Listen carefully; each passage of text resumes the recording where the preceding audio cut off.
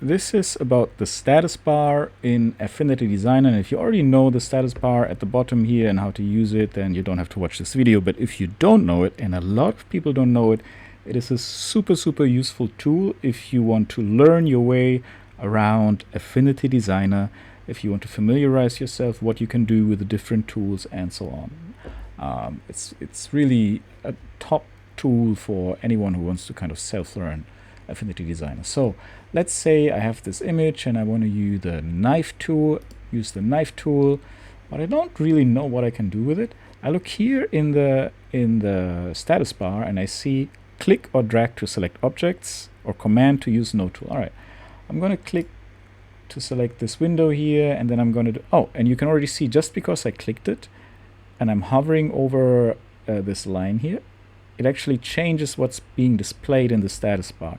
So I can click to cut curve at point, I can drag to start cutting, I can drag and shift or drag and I don't even know how to call the control to cut with a straight line, or I can use command to use node tool. Let's say I want to use the node tool. I hit command and I add a node here, and now I can just drag this. Let's say I do it like this, and I do the same thing here,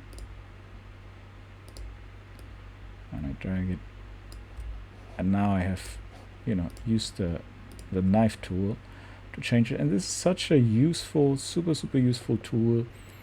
Anything you're not familiar with, let's say here the cloud, let's say I want to apply a gradient here, and obviously it says click an object to select it, drag handles to change the selections fill. All right, let me click on the cloud to select it, and then I drag to change the selections fill. So let me do it like this.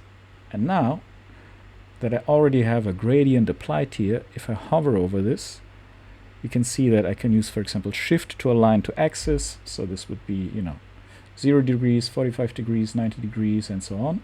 It aligns it to the axis, but I don't want that. I can do control to constrain, right? So I can do this. It only moves in the direction of the gradient, actually. I can do hold shift and control to rotate fill. This is what this does, right? I can do command to move the fill. This is what this does, right? And then I can do shift command to move fill on axis, or option to ignore snapping. So it's really powerful. Or if I move it here, it will show different, again, the status bar is constantly updating based on what you're doing here. So I can do this, right? I can do this. Click to add a stop. So here I add another stop, and I can do something with this. All right. So again, any kind of tool that you use, always look at the status bar, because it will teach you so many things that you just don't know, especially if you're a beginner in Affinity Designer. I look at it all the time, and it taught me so much.